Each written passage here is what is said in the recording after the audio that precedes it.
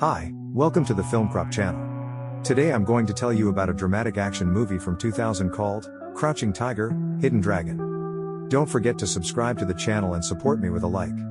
That way the channel will grow. Spoilers ahead. Watch out and take care. Lee Mubai, a martial arts master, returns home from his wanderings in the mountains. He has given up his meditation classes because of a single epiphany. The master asks his friend Yushulian to take his sword and present it to Lord Tay. The thing is, the sword holds too many memories of his past, and he, on the contrary, wants to give up martial arts and retire. At his estate, Mr. Tay struggles to accept the great gift and places it in a case. During the conversation, he mentions Shulian's feelings for Mubai and the fact that in their long friendship, neither of them has confessed to each other.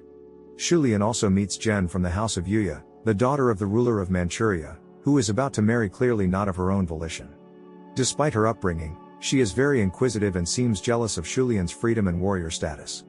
That same night, a woman in a black suit sneaks into Mr. Tay's office and steals a sword. An alarm is raised. The kidnapper runs, one might say, soaring over the rooftops. Following her, Shulian runs. They both fight in the Yuden technique, which surprises Shulian.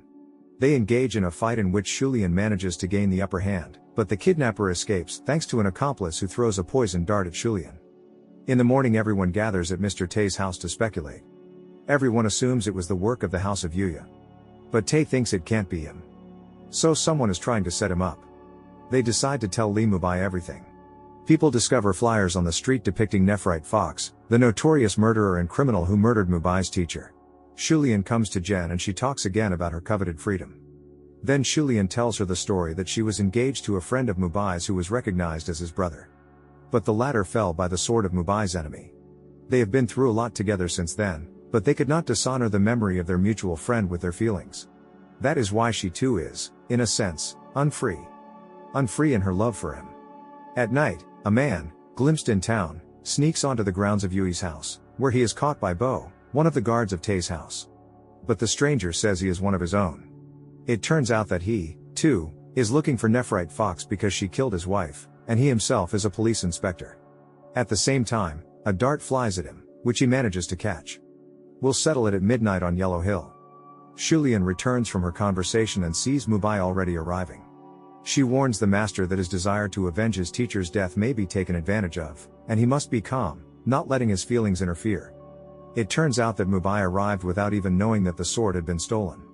The purpose of his trip was her. Bo and the police inspector arrive at the designated location and begin a fight with the Nephrite Fox, which Mubai later intervenes in. He reminds her of his teacher. He manages to defeat the fox with ease, but the black-clad sword snatcher reappears and attacks him. Mubai laughs that she could not have learned the techniques from the Nephrite Fox, while the fox herself kills the police inspector. The assailants escape. The next day, Shulian comes to Yui's house and hints to them that it is someone from their house. He may confess and be forgiven. At night, Mubai meets the thief and takes her sword from her with ease. He does not fight her, urging her to become his apprentice, but she refuses and runs away. When we get home, we realize that all this time Jen, the governor's daughter, who seems so kind and unhappy, has been hiding under the mask of a black suit. It turns out that she's been secretly trained by Nephrite Fox since she was 10 years old. When she goes to bed, Lo, her love, sneaks up on her. He suggests she run away with him to the desert, where she would be free, and she drowns in memories. When Jen was crossing the desert with her mother as a child, their caravan was attacked by a group of Black Cloud bandits. Jen's mother collapses. Suddenly Lo appears and snatches the hair comb from Jen's hands. Jen is angry, and escapes from her carriage by saddling her horse. Lo teases her and leads her into the wilderness, then pushes her off her horse. But she still doesn't give up and runs after him, all the way to Black Cloud's camp. She masterfully dismembered several before Lo showed up and stopped the whole thing. Their chase continued. They stop briefly for a drink of water, but Jen starts attacking him until they both lose consciousness. Jen from the heat and Lo from her blows. She wakes up in the cave where Lo apparently lives. As he cooks a meal outside, Jen hits him over the head with a pot before escaping to the horses. But the desert is vast, and soon the horse dies and Jen continues to walk until she finally faints. She wakes up some time later, tied up and back in the cave. Lo has tracked her down and tied her up so she can't hit him again. But eventually they fall in love with each other, and Lo takes her to a settlement in the mountains. They notice that Jen's family is trying to find her, and Lo convinces her to return to them, explaining that he would do the same for their missing daughter. He is sure to reach all the heights in this life and get recognition from Jen's parents.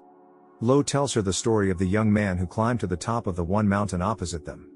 The wishes of those who jumped off it were granted. He wished for his sick family to get well, so he jumped off. His wish came true, and because his heart was pure, he did not die. Jen decides to go home, and before she leaves him her comb. Awakened by the memories, Jen refuses to leave with Lo and asks him never to return again. Grief-stricken, he gives her back her comb before he leaves, and she cries. And so the wedding day arrives. Lo interrupts the convoy that is carrying Jen. He screams at her, begging her to return to the desert with him, and runs away from the guards. But he is cornered by Mubai and Shulian. Mubai at first thinks Lo is with Nephrite Fox and tries to find out where she is. But Shulian sees his innocence and takes him away. Lo tells them that Jen belongs to him. Mubai and Shulian offer to help him. Later, the sword disappears again, along with Jen, who has apparently escaped. She is seen traveling along the road, dressed in modest clothing. When she grabs a waitress by the wrist, demanding that her cup be washed, she attracts the attention of a pair of thugs who brag about their strength. Jen slashes their blades in a second, which involuntarily leads them to ask if she knows Li Mubai. The girl replies that he is her sworn enemy.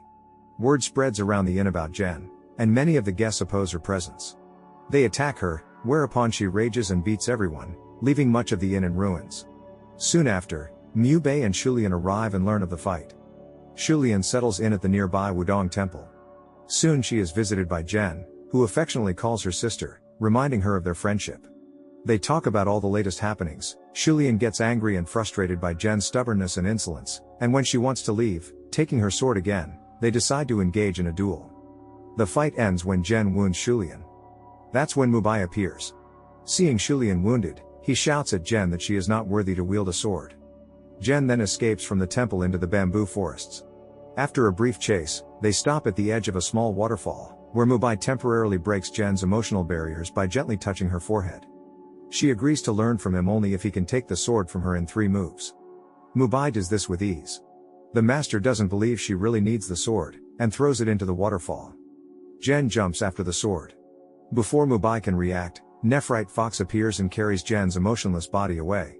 She takes Jen to her hideout in the hills, reassuring her on the pretext that she needs to rest. Before she leaves, she secretly puts poisonous smoking herbs in the smoker. Jen wakes up some time later, even more exhausted, and falls into a flooded part of the cave, where rainwater is dripping. She opens her mouth and drinks the rainwater before she notices Mubai entering the cave. All the while, he has been following them. Jen, fainting, goes to him and falls into his arms. He carries her back to bed, kicking a smoker of poisonous herbs. He brings her to her senses and asks where Nephrite Fox is. The Shulian comes to the cave, too. Suddenly the fox herself appears, screaming, and fires a barrage of poisonous needles in their direction. Mubai manages to repel them with his sword. He fights the Nephrite Fox sword to sword and eventually shatters her blade into pieces, launching those same pieces at her. The shards pass through her body and mortally wound the fox. In her last moments, she says that Mubai will die with her. And he does find that one of the thorns has hit him in the neck. Despite the fact that her target was Jen, an outmatched student of her own. Nephrite Fox dies. Jen, remorseful, says she knows the antidote to the poison, but it will take time to prepare it.